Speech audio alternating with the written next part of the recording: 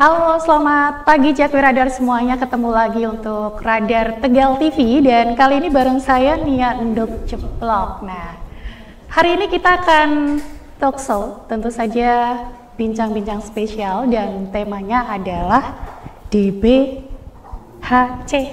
ya, yaitu dana bagi hasil cukai hasil tembakau. Nah, sekarang sudah hadir ada dua narasumber di sebelah kanan saya. Langsung saja saya perkenalkan. Halo, selamat pagi Ibu. Oke, selamat pagi. Dan Ibu ini dari Dinas Perindustrian, Transmigrasi dan Tenaga Kerja. Saya sapa untuk Ibu Sri Handayani Esos. Gimana kabar untuk hari ini, Bu? Alhamdulillah Sehat baik, ya, Bu, Mania. ya? Alhamdulillah. Ini baru pertama kali atau? Pertama kali. Wah, kok saya yang nervous ya, padahal saya sering di sini ya. Baik, kemudian di sebelahnya ada Bapak Irsyad Sumarwanto. Selamat Betul ya, pagi. Pak? Selamat Benar. pagi. Sehat juga Bapak? Alhamdulillah. Alhamdulillah. Luar Jakwi Radar, biasa. iya luar biasa. Luar Alhamdulillah luar biasa ya Pak ya. Saya tuh paling takut kalau ngenalin narasumber takut salah Pak, jadi harus lihat teks ya Pak ya. Iya. Ya, hari ini kita akan bahas mengenai DBHCHT ya Pak ya. Mungkin orang awam atau Jakwi Radar yang awam belum tahu nih yang namanya DBHCHT ini. Boleh sekilas dijelaskan apa Bapak? Silakan. Iya. Terima kasih. Selamat pagi untuk Jakwi Radar, betul. Radar, khususnya masyarakat baik Kota Tegal maupun Kabupaten Tegal. Nah, alhamdulillah pagi ini kita bisa bersama-sama dengan Mbak Nia ya, di bincang-bincang spesial Ya. hari ini mengenai DBHCHT. Kalau tadi ditanyakan dana bagi hasil cukai hasil tembakau yang merupakan anggaran ataupun dana bagi transfer dari APBN atau dari pusat terhadap wilayah provinsi maupun kabupaten sebagai penghasil cukai tembakau. Nah, tentunya anggaran ini turun ke wilayah dengan disertai beberapa regulasi tentang pemanfaatan DBHCHT tersebut juga. Selain gitu Mbak, jadi alhamdulillah Kabupaten Tegal termasuk wilayah yang menerima anggaran itu dan tentunya ini akan bermanfaat sekali bagi seluruh lapisan masyarakat, khususnya masyarakat yang terlibat dalam semua proses olahan hasil tembakau. Kurang lebih itu Mbak Nia. Kalau untuk DBHCHT ini digunakan untuk mendanai berbagai program ya Pak ya? Betul. Boleh kasih tahu Pak ke Jakwi Radar program apa saja Bapak? Oh, iya. Untuk pendanaan berbagai program, khususnya karena kami berdua dengan Ibu Yani berasal dari Dinas Perindustrian, Transmigrasi dan Tenaga Kerja, kami sedikit akan menjelaskan yang berkaitan dengan tupoksi kami. Jadi dalam DBHCHT terbagi 3 bidang, yaitu bidang kesehatan, bidang kesejahteraan masyarakat, sama bidang penegakan hukum. Kami mendapatkan amanat untuk melaksanakan tugas kami, terutama di bidang kesejahteraan masyarakat atau Kesmas. Nah, di bawah bidang Kesmas ini bermacam-macam programnya, Mbak.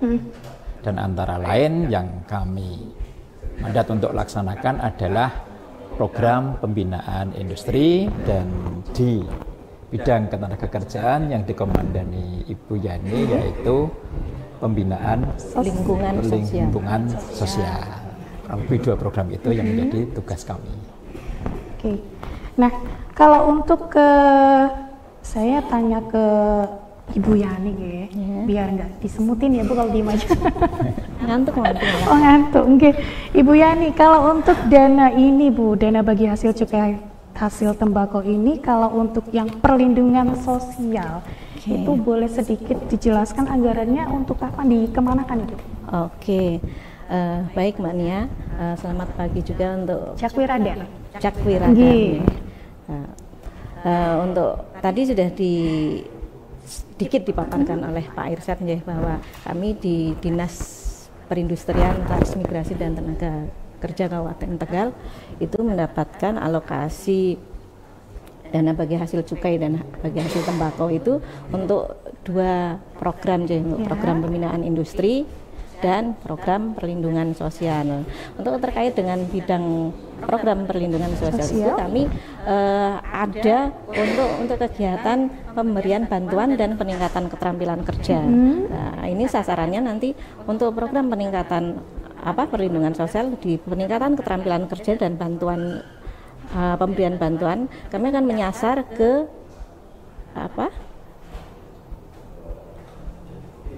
yang berkaitan dengan tembakau. Jadi untuk tahun ini kami ada alokasi 800 sekian juta, saya nggak hafal, 820 juta itu kami menyasar di PT TJMS. Apa itu, Bu? TJMS Tegal Jaya Makmur Sejahtera, itu pabrik rokok. Berafiliasi ke PT Sampurna di wilayah Pantura. Dan sasaran kami adalah karena kami dibatasi oleh PMK 215 itu kan ada pembatasan peruntukannya untuk apa saja. Itu sasaran kami di sini untuk tahun ini kita menyeleksi peserta untuk pemberian pelatihan itu untuk karyawan pabrik rokok. Itu kalau kuotanya itu sudah terpenuhi, sudah stop. Dan apabila kuota belum terpenuhi, kami menyasar pada anggota keluarga. Tapi alhamdulillah untuk tahun ini peserta bisa terpenuhi dari karyawan PT TJMS tersebut. Mungkin ada pertanyaan, kenapa sih? Padahal pelatihan kerja kan tujuannya untuk memberikan bekal pelatihan, kompetensi dan sebagainya. Kenapa yang sudah bekerja, kenapa kita latih lagi? Mungkin ada pertanyaan seperti itu. Nah, ini dikandung maksud adalah kita toh tidak selamanya mungkin bekerja di sektor itu. Nah, kita mencoba memberikan alternatif profesi dalam tanda kutip yang lain untuk bisa jadi bekal teman-teman yang bekerja di sana untuk punya keterampilan yang lain apabila suatu saat toh mereka tidak akan selamanya di situ. Itu ada. Untuk tahun ini kami ada 7 paket pelatihan. Itu ada pelatihan menjahit, pelatihan montir, pelatihan rias, dan pelatihan paper shop. Ini. Sementara yang sudah kami laksanakan ini ada 3 pelatihan. Untuk berikutnya nanti setelah ini selesai. Baik, kita pindah ke Bapak Irsyad ya. Dari pembinaan industri bagaimana? Terima kasih Mbak Nia. Untuk apa? Untuk bentuk kegiatannya, jadi di dalam program pembinaan industri, sebetulnya kami ada beberapa bentuk kegiatan yang bisa kita laksanakan dengan menggunakan dana DBHJAT. Kurang lebih yang pertama menyangkut pembinaan industri hasil tembakau, itu bisa digunakan dalam rangka peningkatan kapasitas sumber daya industri tersebut. Nah, kemudian ada juga kalau memang nanti Kabupaten Tegal sudah cukup banyak industri tembakau yang lahir di sini, kita juga bisa untuk mengembangkan sebuah sentra industri hasil tembakau atau bahkan kawasan industri hasil tembakau yang biasa disebut SIHT atau KIHT. Kebetulan KIHT itu yang sudah dibangun baru di Kudus dan Sulawesi. Di Indonesia baru ada 2, Mbak. Baru ada 2 KIHT, kawasan industri hasil tembakau. Kemudian bisa juga kalau di pembinaan industri itu sebagai pemeliharaan sarpras, pengolahan limbah industri hasil tembakau juga. Terus kemudian juga bisa juga digunakan dalam rangka pemeliharaan infrastruktur konektivitas yang mendukung industri hasil tembakau. Sementara tahun ini kami di bidang industri diamanati mengelola anggaran sebesar 600 juta. Dan anggaran ini kita gunakan dalam rangka pembinaan dan peningkatan kapasitas sumber daya manusia industri hasil tembakau yang di lapangan. Dalam jenis kegiatannya kita adalah pelatihan pelintingan sigaret kretek tangan. Gitu. Jadi ada pelatihan khususnya. Ya, ada pelatihan khususnya, Pak. Oke. Dan untuk DBHJAT ini tidak bisa bentuk uang ya, Pak? Hanya pelatihan saja atau bagaimana? Kalau di kami tidak ada dalam bantuan uang, tidak ada di kami karena memang tupoksi kami sesuai PMK untuk pembinaan industri kami laksanakan di lapangan dalam bentuk pelatihan sebagai sebuah sarana peningkatan kapasitas sumber daya manusianya. Karena dalam rangkaian rantai produksi industri hasil rokok kan berbagai bagian ya.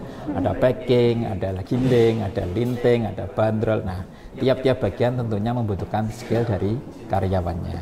Dan tugas kami meningkatkan skill karyawan industri hasil tembakau yang legal. Garis bawahnya ada di sini, Mbak. Garis bawahnya industri hasil tembakau yang legal. Yang legal ya Pak. Yang legal. Oke. Nah, dan itu dinyatakan dengan kepemilikan NPP BKC bagi industri hasil tembakau tersebut. Ya. NPP BKC itu nomor pokok pengusaha barang kena cukai yang diterbitkan oleh kantor Bea dan Cukai. Kurang lebih demikian, Pak. Baik, mengenai hal itu apakah sudah tepat sasaran Pak atau belum menurut Bapak? Kalau menurut kami sudah tepat sasaran. Jadi alhamdulillah di Kabupaten Tegal sekarang sudah terdapat 3 perusahaan industri hasil tembakau. Yang pertama adalah PT TJMS Tegal Jaya Makmur Sejahtera yang ada di Kecamatan Kramat. Kemudian ada PT Kreo Cipta Rezeki Optimis itu ada di Kecamatan Tarub.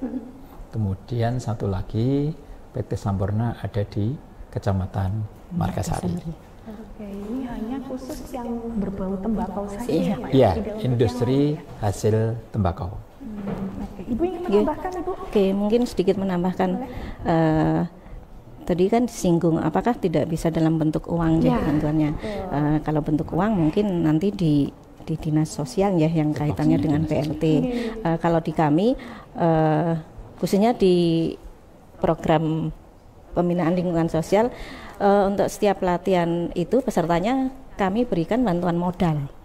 Jadi untuk peserta pelatihan menjahit kita berikan 1 unit mesin jahit per peserta. Kemudian untuk yang rias juga kita berikan peralatan Itu diminta rias. lagi atau enggak? Diminta lagi Enggak, atau itu memang dikasihkan? langsung Bantuan dikasihkan, ya? memang bantuan. Begitu juga untuk yang montir itu kita ada pemberian bantuan modal untuk melengkapi teori yang selama ini diberikan. Itu sih Dan sebenarnya. sejauh ini pelatihan yang sudah dilaksanakan kayak menjahit atau apa itu sudah memang benar-benar diterapkan oleh penerima manfaatnya atau enggak? Untuk tahun ini kita masih proses, belum selesai. Jadi nanti mungkin kita akan kawal setelah pelatihan selesai apakah itu berguna atau tidak. Dan tapi untuk tambahan informasi juga bahwa kami melihat antusiasme peserta dari rata-rata peserta, mereka kan memang sudah menjadi karyawan di PT TJMS itu, tapi mereka antusias. Oh ya Bu, kita dapat bekal lagi nih, soalnya kan biar untuk tadi saya matur saya bilang bahwa di samping mereka pekerjaan utamanya adalah karyawan di PT TJMS, tapi kan mereka sadar terutama untuk yang teman-teman yang karyawati, yang pekerja perempuan ya. Mereka sadar biasanya kalau sudah menikah, sudah berumah tangga, kan kebanyakan memang usia pekerja di sana kan memang masih muda-muda ya, rata-rata masih lulusan SMK, lulusan SMA. Rata-rata kalau sudah menikah itu akan berhenti, dan itu mereka punya modal untuk itu. Jadi insya Allah nanti setelah selesai pelatihan kita tetap akan kawal kira-kira ada manfaatnya enggak, dan kita harapan kami sih itu bisa memberikan nilai manfaat ya. Jangan sampai ini dana yang sudah begitu besar tapi ternyata sia-sia. Kita tidak berharap seperti itu. Betul, sih. takutnya nanti sudah pelatihan dikasih alat mic, dikasih mesin jahit dijual. Semoga tidak terjadi. Kita akan pantau. Oke, saya setelahnya. flashback lagi baru enggak, apakah itu hanya untuk yang di PT tadi Bu? Atau yang Nggak, lain, sebenarnya untuk umum atau untuk kriteria peserta. Syaratnya, betul. Ya, untuk kriteria peserta itu kalau mengacu di PMK 215 nanti mungkin kapan-kapan dari teman-teman di sekretariat DPHCHT Kabupaten Tegal mungkin nanti Pak Ibnu atau siapa bisa memberikan lebih detail lagi. Tapi yang kami tangkap bahwa untuk peserta itu memang dibatasi. Kalau memang itu untuk karyawan atau yang bersinggungan langsung, kalau petani tembakonya dan sebagainya. Tadi Pak Irsad juga sudah menyinggung. Pilihan kedua adalah kalau dari karyawan tidak bisa terpenuhi, kita bisa ambil dari anggota keluarga karyawan. Tidak bisa terpenuhi lagi, susah, mungkin nanti bisa dari lingkungan sekitar. Itu Tapi per tahun ya Bu ya? Ya per tahun ada. Kira-kira berapa orangnya tahu nggak? Kalau kebutuhan itu?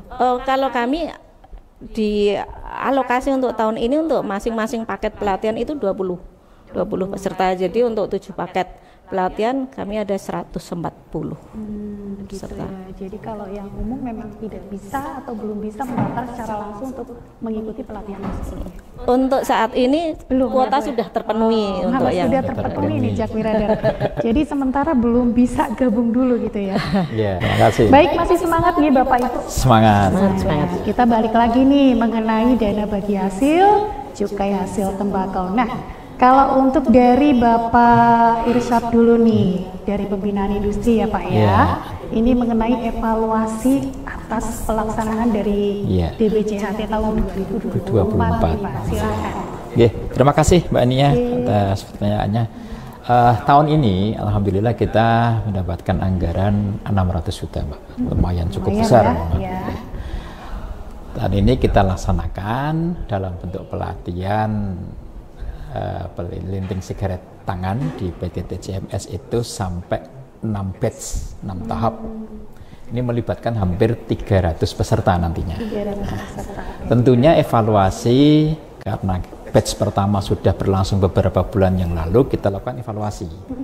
Pelintingan ini minimal itu saat mereka dari bagian lain dipindahkan ke bagian linting. Memang hal itu kita sinkronisasikan dengan program yang terdapat di PT TCMS yang kebetulan kita memberikan sebuah tambahan talenta dari karyawan di bagian lain untuk bisa mempunyai talent atau skill di bagian linting.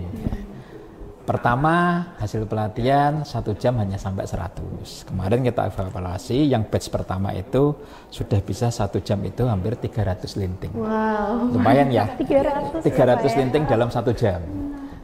Nanti targetnya sebetulnya adalah 500 batang per jam. Itu targetnya. Luar biasa. Jadi begitu setelah dilatih, terus kemudian ditunjang juga kerjasama di PT CMS ada mutasi atau rolling. Nah ini semakin menambah jam terbang mereka menggunakan hasil pelatihan ini terhadap produksi di PT TCMS selaku MPS Mitra Pelinting Sigaret dari PT Sampurna. Itu kurang lebih evaluasinya demikian. Kalau dari Ibu nih Bu, Ibu Yani Bu, monggo silakan Ibu. Matur nuwun Mbak Nia. Kalau dari kami, karena memang terus terang sampai dengan hari ini proses pelatihan masih berlangsung. Tapi dari hasil monitoring kami, mudah-mudahan kalau dilihat dari antusiasme peserta, paling tidak kami melihatnya dari ternyata mereka meskipun capek, itu pelatihan diadakan setelah jam kerja Mbak Nia. Latihan jam kerja, sana pulang kantor jam 2. Kira-kira berapa pulang kerja jam 2. Kami tiap hari itu total untuk pelatihan itu 160 jam pelajaran. Jadi selama 20 hari kerja, 20 hari kerja itu dilatih dari pulang kerja jam 2 untuk geser itu pada asar baru mulai sampai dengan jam isya, sampai dengan jam 7, jam setengah 8 isya itu sudah selesai. Itu dari pantauan kami, mereka paling tidak dari daftar tingkat kehadiran peserta itu cukup bagus, dan mereka balik lagi saya matur itu ada antusiasme dari mereka untuk mengikuti itu, dan insya Allah ke depan setelah masa pelatihan itu tetap akan kami pantau apakah mereka paling tidak tadi tidak guyonan, siapa ya Mbak Nia tadi yang guyon, nanti mesin jahitnya malah dijual gitu. Paling tetap akan kami pantau soal keberlanjutan itu, dan mudah-mudahan ya harapan kami itu bisa jadi bekal, dan betul-betul ilmu yang kami berikan itu bisa bermanfaat untuk bekal opsi sampingan mereka, toh mungkin terutama yang itu tidak terus bekerja di situ nggih, di pabrik rokok itu. Program dari yang pelatihan ini apakah baru tahun ini atau tahun-tahun sebelumnya sudah pernah? Ada tahun sebelumnya sudah ada, dan tahun ini memang kami mendapatkan alokasi 820 juta. Lebih gede itu Bapak? Lebih besar. Karena cuma pesertanya memang kami lebih sedikit ya, untuk satu paket pelatihan itu cuma 20 orang karena kami memberikan bantuan modal juga untuk mereka. Dibandingkan sama divisinya Bapak tadi ya Pak ya? Bidang industri. Baik, kalau untuk yang terakhir nih Pak, sebelum kita tutup untuk rencana tahun 2025 Bapak. Rencana bagaimana 2025. ini? Masih sama atau berbeda kira-kira Pak? Ada beberapa planning yang sebetulnya kami untuk tahun 2025 nanti tentunya ini kami melalui koordinasi tentang anggaran 2025. Yang pertama itu, yang kedua tentang bentuk kegiatan, kurang lebih yang pertama tadi kita tetap melanjutkan peningkatan kapasitas sumber daya manusia untuk teman-teman di industri hasil tembakau. Kemudian juga kita karena geliat Kabupaten Tegal ini lumayan Mbak. Sebetulnya kalau melirik di pertaniannya, Kabupaten Tegal punya historis untuk pertanian tembakau. Apa itu Pak? Historisnya memang rakyat Kabupaten Tegal itu sudah menanam tembakau sudah puluhan tahun yang lalu sebetulnya. Padahal kabupaten ya Bu? Iya. Jadi seiring dengan itu kalau nanti sudah mulai tumbuh industri kecil menengah untuk olahan hasil tembakau, tentunya kita sudah harus memikirkan sentra industri hasil tembakau atau KIHT, kawasan industri hasil tembakau. Jadi kenapa ini harus kita pikirkan? Karena memang produk hasil tembakau itu kan merupakan barang kena cukai. Betul. Kalau ini disatukan dalam satu sentra ataupun kawasan, pengawasan tentang satu aspek legalitas, yang kedua tentang pemakaian cukai, itu lebih mudah dalam pengawasan maupun pengontrolannya. Gitu. Ya, Pak. Ya. Dari Tetap semuanya berkesinambungan. Ibu, Ya, ada untuk tambahan ini mungkin sedikit untuk rencana 2025 kami tetap akan melanjutkan proses ini ya, pelatihan untuk apa mungkin, tapi dengan cakupan yang lebih luas.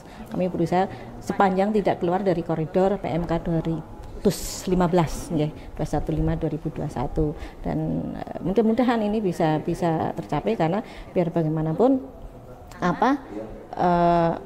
pembekalan terhadap calon ini meskipun sudah jadi tenaga kerja, tapi kan tidak menutup kemungkinan untuk yang di luar pekerja yang terlibat langsung di pabrik yang kaitannya dengan tembakau akan menjadi sasaran kami. Itu harapan kami seperti itu untuk 2025. Jadi lebih luas lagi ya Bu ya cakupannya, seperti itu, tidak hanya di yang kaitannya sama tembakau saja. Ya. Meskipun tetap dalam koridor PMK. Betul sekali. Bapak ada sebelum saya tutup beneran ini Pak? Cukup kelihatannya Mbak. Ibu juga sampun Ibu? Cukup. Baik, terima kasih obrolannya untuk hari ini ya. Terima kasih juga sudah berbagi ilmu nih, obrolan yang sangat bermanfaat sekali dari Ibu Sri Handayani. Terima kasih, kemudian Bapak Irsyad Sumarwanto juga terima kasih dari Dinas Perindustrian Transmigrasi dan Tenaga Kerja. Tentu saja tentang seputar dana bagi hasil cukai hasil tembakau. Seperti itu ya Pak. Terima kasih. Terima kasih. Terima kasih Kita juga. lagi ya Pak ya. Siap. Dan Jakti Radar kita pamit ya. Terima kasih untuk kebersamaannya. Saya Nia Indok Ceplok juga pamit. Selamat siang dan wassalamualaikum warahmatullahi wabarakatuh. Waalaikumsalam warahmatullahi wabarakatuh.